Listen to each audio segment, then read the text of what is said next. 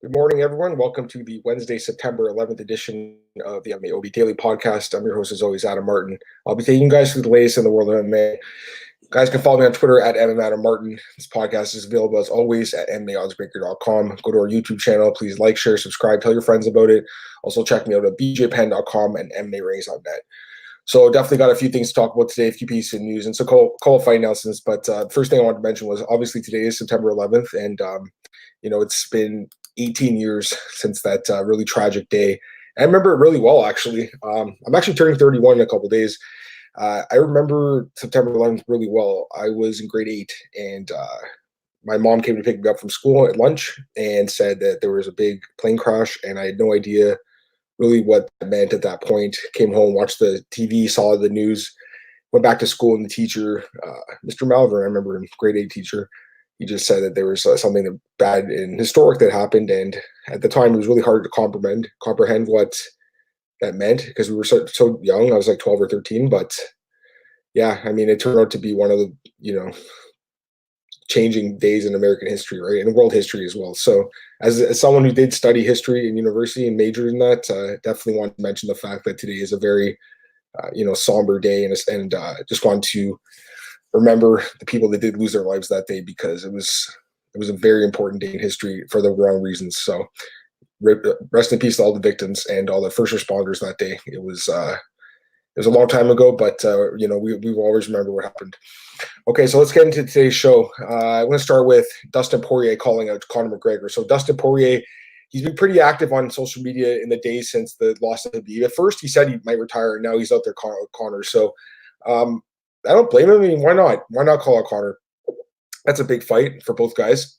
Conor's fought Poirier before at featherweight, but he knocked him out. And for Conor, you might think this is an easy matchup for him. For Poirier, it's a good bounce back fight after losing to Habib, and it's arguably a bigger fight. I mean, Conor's a massive star himself, so this is a fight that makes sense. I think I'm fine with this one. As long as Conor doesn't get that next title shot, then I'm fine with him fighting a guy like Poirier or even the winner of Cowboy Gaethje or even the loser of that fight as well. Conor does not deserve a title shot, not even close. He has to win at least one fight to get back in the title picture. Ferguson has to fight Habib next, and I do think that Poirier calling out Conor does make sense. Also, I should mention, Poirier said that he would be fine with doing it in boxing too, so that's kind of interesting. I feel like that's him just kind of being upset that he got wrestled in that last fight with Habib, but this fight should take place in MMA. It should take place in the octagon in the UFC. Poirier versus McGregor too. It's a fight I'm fine with. Either that or, like I said, you do Gaethje or Cowboy versus McGregor or Poirier. You kind of mix and match all those guys. So I'm fine with that. It's cool. Like any of those fights make sense to me as long as Ferguson gets that title shot with Habib. I'm happy. So with that being said, I want to mention something here. So UFC 245. Okay, so this is kind of funny. I made a tweet yesterday afternoon saying that because I've been looking at the upcoming cards and realizing, man, there's a lot of title fights that need to be booked at some point, either before the end of this year or beginning next year. And I was thinking to myself, man, UFC 245 could get 3 title fights. So I wrote a tweet at I think like 5:30.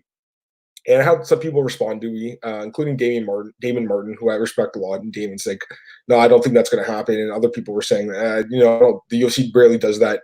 An hour later, Ariel Helwani tweeted the same thing, saying he's hearing that there could be 3 title fights in this card. So I thought that was pretty ironic that, an hour before I went out there and I said something, just honestly, me just kind of guessing, if anything. And then Ariel said that he actually has heard that there could be 3 title fights. So I think it makes sense, honestly. Looking ahead at the cards, there's a lot of title fights that need to be put on before the end of the year. So that card, if I'm guessing, it's going to be Nunez versus GDR, and then you could have Colby versus Usman. You could have Holloway versus Volkanovski. That's 3 title fights. Those are 3 fights that need to happen.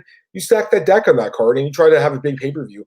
Also, you could put Habib versus Ferguson on that card. Ferguson wants to fight in that card. He called a Habib for that card. You could do that. And you could put Jon Jones against someone on that card as well.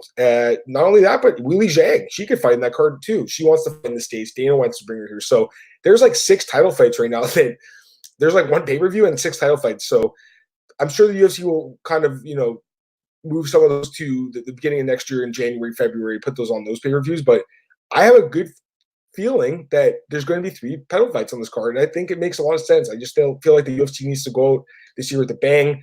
I don't know how the ESPN Plus pay-per-view numbers have been, but I feel like if they put 3 title fights on the card, who's not going to buy that? Every MMA fan will buy that. So To me, it's something that makes a lot of sense, and I feel like it's going to happen. Speaking about Jon Jones, Ariel actually did mention something about Jones. He said that he won't be fighting again in 2019. So yesterday there was rumors that Jones could be setting up for a match with Jan Blachowicz. That's not going to happen, and I'll tell you why in a second. But with Jones, it looks like he's going to be fighting in 2020. So that makes sense too. I honestly wanted to see him fight in that 245 card against Blachowicz. I think that made a lot of sense. But, it's kind of weird, right? Jones said, I have a big fight announcement. I don't know if he was just joking or not, but they could do Jones versus DC3. That's what I'm thinking that he could be talking about. But again, it's just hard to say at this point because I did think Blachowicz probably was going to get that fight. But, and this segues great into the next point, Blachowicz is going to be fighting someone else at UFC Brazil, Sao Paulo in November. He's going to be fighting Ronaldo Souza in the main event of UFC Sao Paulo. So a very surprising fight here. I didn't expect this match with me, and I don't think anyone did. Ronaldo Souza moving up to light heavyweight. So that's interesting. I don't blame him at all. He did not look good in that last fight against Jack Hermanson. He's 39 years old now. I do believe the weight cut was starting to get to him. It affected his cardio in this fight. I feel bad for Jacare, man. I mean, he is probably the best fighter who've never fought for a title in UFC history. I mean, I think there's a very good argument that you can make for that. So he's been looking consistently. If you look at his record, win-loss, but he's still one of the best guys in the world at 185. And I think 205 is going to be interesting. So him, Chris Weidman, Luke Rockhold, all former elite middleweights, all moving up to 205. That's pretty interesting to me. And he's going to be taking on Blachowicz. So Blachowicz coming off a huge win over Luke Rockhold. He's actually won 5 of his last 6 fights. This is a really interesting fight to me. Obviously, if it goes to the ground, Jacare is going to have a massive advantage and probably does sub Blachowicz. But this fight stays on the feet. Blachowicz has huge knockout power. He's a big dude. This fight can really go either way. So it's hard to say he's going to win. The fact it is in Brazil, I mean, I think you have to favor Jacare a little bit, but he's also moving up in weight for the first time, and that's going to make things very intriguing. So great fight. Love it. Surprised they didn't do Blachowicz for Jones. I think a lot of people thought that was going to happen, but Jacare versus Blachowicz, it's a pretty good main event. Speaking about really good fights, UFC 244 gets 2 more really good fights, but the one that everyone's talking about is, of course, Vicente Luque will be taking on Stephen Wonderboy Thompson. This is a great fight, too. Luque called out Thompson after his last win over Mike Perry.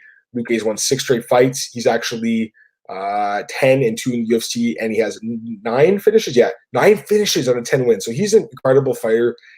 The last fight with Mike Perry was an awesome fight. That was back in August in Uruguay.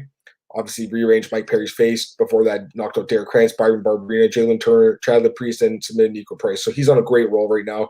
The 2 losses in the UFC to Leon Edwards, which, that's not a bad loss. And then Michael Graves in his debut, but Michael Graves is a pretty good wrestler, and that was 4 years ago. I think that Luque's really improved his wrestling since then. So he takes on Stephen Thompson here. Thompson has not fought since the knockout loss to Pettis back in March. He's actually lost 3 of his last 4 fights.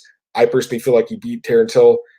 Even the Tyron Woodley fight that he lost by majority decision, that was a pretty close fight too. So he also has that win over Jorge Masvidal mixed in between those. So this guy is still one of the best welterweights in the world.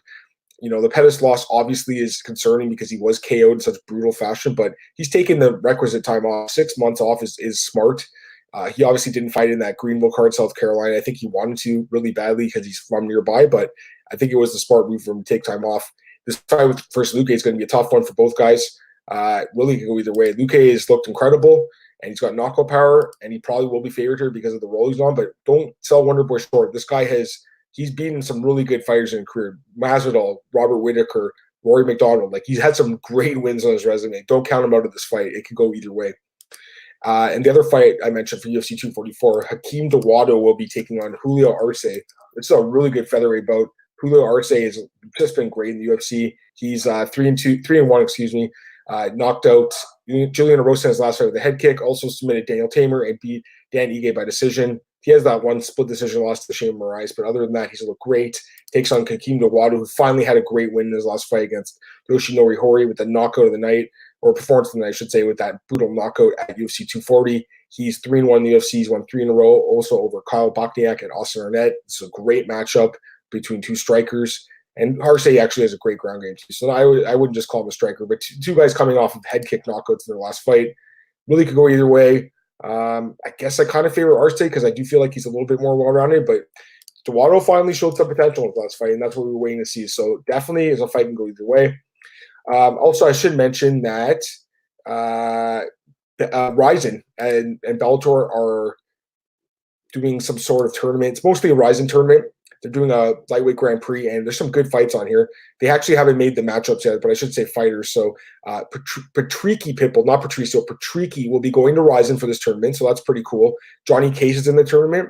Luis Gustavo in the tournament. Tatsuya Kawajiri. Tofik Musayev, Roberto de Souza, Damian Brown, the former UFC veteran, and Hiroto Usako. So great tournament. I mean, there's some good fighters in there. Johnny Cases look great. Patricky Pitbull is a really good fighter, of course. Kawajiri, longtime veteran. Damian Brown's looked really good in Ryzen. So that's awesome. And also, I should mention, the main event of that card will be Yuri Prochazka versus Fabio Maldonado. So great fight. Obviously, there's rumors that he could be fighting Bader at the end of the year, and that could still happen. But Fabio Maldonado is a very tough dude, and he has been boxing lately. I think he's been knocked out in his last couple of fights. So Yuri probably does win this fight by knockout against Fabio, an aging Fabio, but still a fun fight. I'm a fan of Fabio. He's a fun guy to watch, and I think this fight with Yuri is really good. So that Ryzen card takes place in October 12th, I should say, at Ryzen FF19, and you'd have to imagine that the winners of these fights will be set up for that year-end card, the one that they're supposed to be doing with Bellator. So I like what Ryzen's doing. I like what Bellator is doing. I think it's really cool they're doing cross-promotion. It'd be nice to see if the UFC would be able to do that at some point, but Dana White really doesn't want to do that. And here's one other thing. Dmitry Smolyakov, I just seen this. Dmitry Smolyakov suspended 2 years for testing positive for prohibited substances. So that's, I think, the guy that fought Greg Hardy. Let me double check. I'm pretty sure it is, right? Smolyakov. Pull him out here. The life grade, yeah, it's the guy who fought Greg Hardy. So he's been tested positive for steroids or banned substances, I should say, and 2 year suspension. So that's interesting. So I think that's all I want to talk about today, guys. A little bit of a shorter show, but I'll be back tomorrow, of course, breaking down all the news in MMA. Yesterday, myself and Cole Shalom broke down the entire UFC Vancouver card, so please go check that out from yesterday. Broke down all 13 fights in the card. I'm looking forward to that. Let me double check one thing. I wonder if the Conley and Pereira lines come out yet. Nope, not yet. So no line yet for Tristan Conley and Michelle Pereira, but that should come out soon. That's all I want to talk about today, guys. Follow me on Twitter at MMAOB. This podcast, as always, is available at MMAOddsbreaker.com. Go to our YouTube channel, like, share, subscribe. Tell your friends about it. Check me out at bjpenn.com, MMA Ratings on net. Have a good day, guys, and I'll talk to you tomorrow. See you.